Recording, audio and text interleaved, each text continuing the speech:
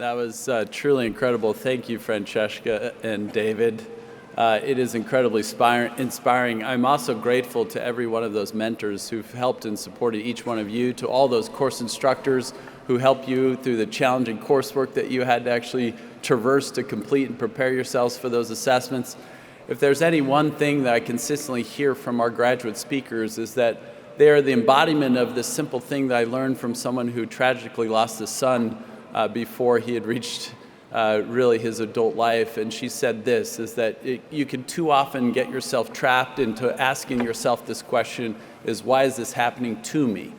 But if you simply change that lens and start asking the question, is why is this happening for me? That you might start actually seeing your life for all the beauty and all the blessings and all the opportunities that it continues to afford you. Thank you both, David and Francesca, for giving us an example of the resiliency that each and every one of you, our graduates, has demonstrated during your educational journey.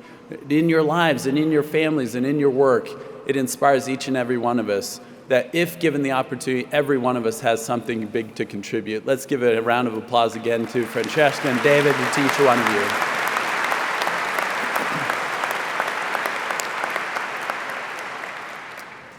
I'm now pleased to introduce our commencement speaker, Jen Mueller. A 22-year sports broadcasting veteran, Jen Mueller is in her 15th season as the Seattle Seahawks sideline radio reporter. She is an Emmy award-winning producer and is part of the Seattle Mariners television broadcast team on Root Sports. Jen was the 2022 recipient of the Keith Jackson Media Excellence Award, presented by the Seattle Sports Commission. In addition to her work on the sidelines, Jen is a business communication expert.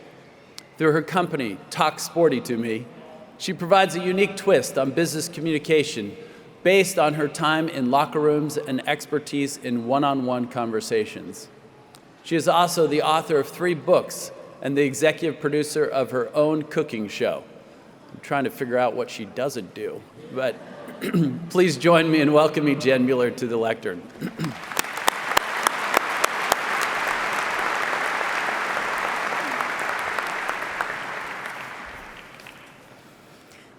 It's 1 a.m.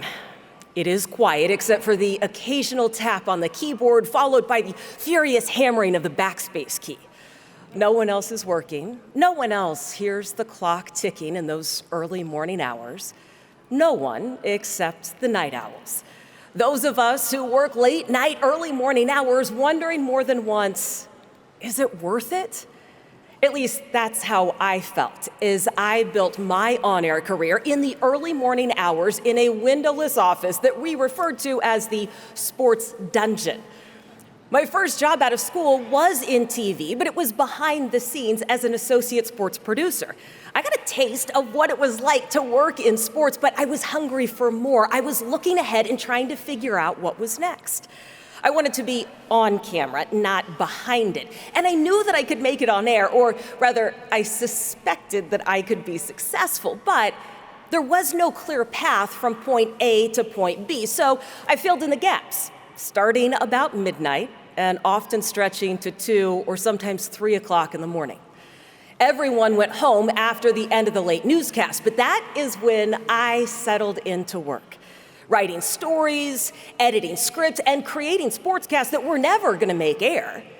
Those hours were for me.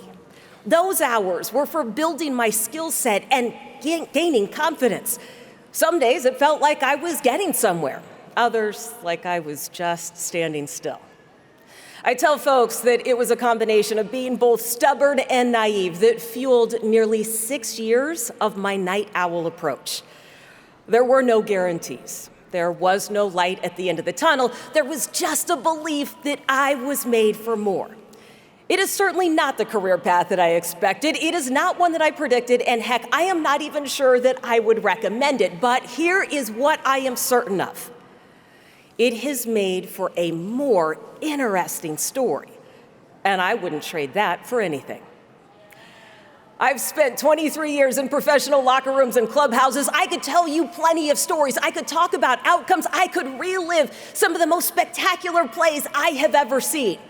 If you're a Seahawks fan, you might remember Golden Tate and the Fail Mary. He caught the ball, by the way.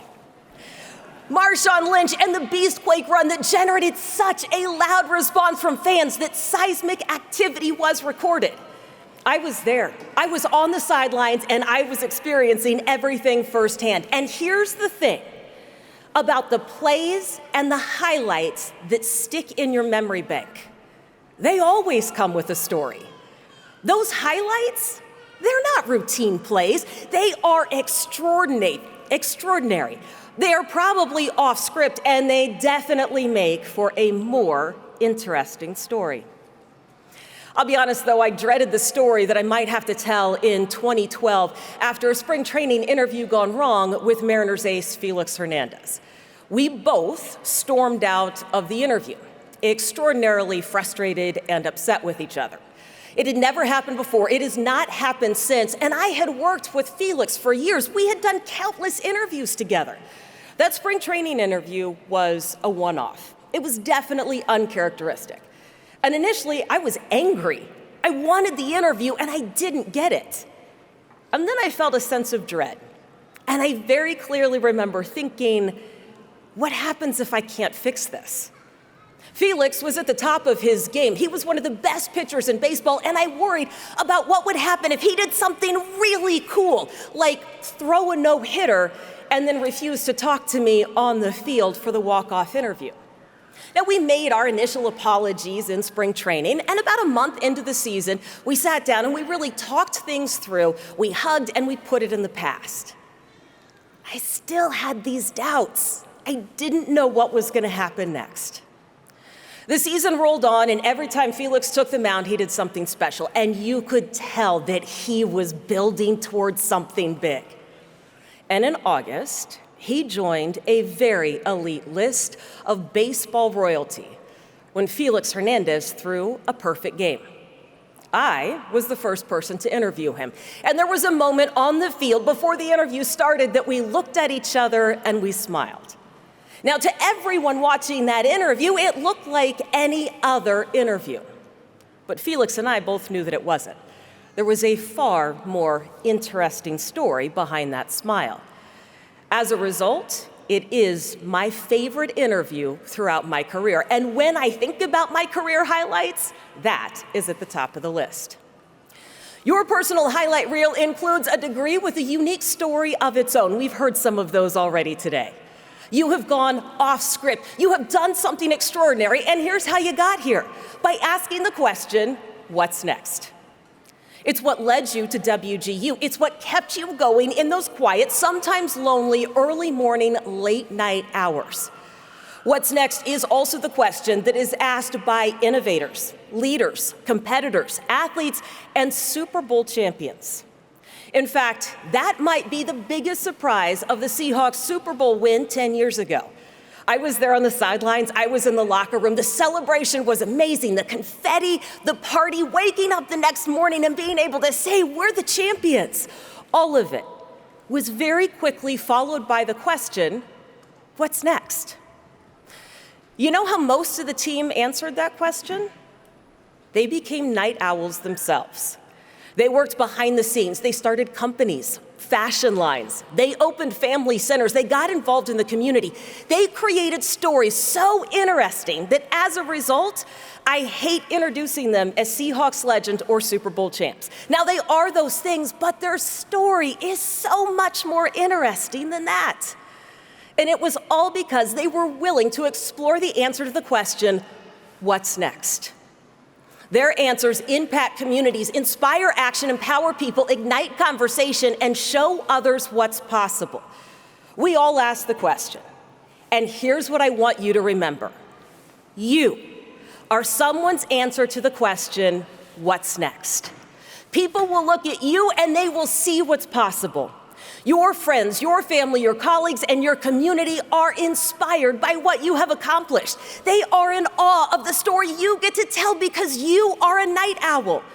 Now, I am willing to bet it did not feel like an awe-inspiring story most nights. In fact, it probably felt like a grind, and some nights, maybe even a waste of time. Today, you know that is not the case. You know those experiences have given you a far more interesting story to tell. And today I am going to ask, maybe encourage, no, let's bump that up a little bit, implore you to make that a lifelong assignment. Tell your story, because someone needs to hear it. Keep showing up and adding to your personal highlight reel. Embrace the chance to go off script and explore what's next. And I hope it's not what you think, and I hope it is beyond your wildest dreams. In all my years as a reporter and an interviewer, I cannot remember a story, or at least a good one, that started with, everything went according to plan. That's because the best stories have ups and downs, twists and turns, and a chance for a hero to come through day or night. Which brings us back to being night owls. Old habits die hard.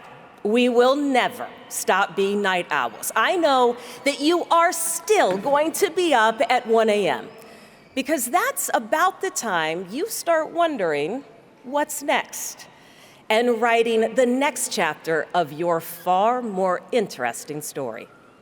Congratulations.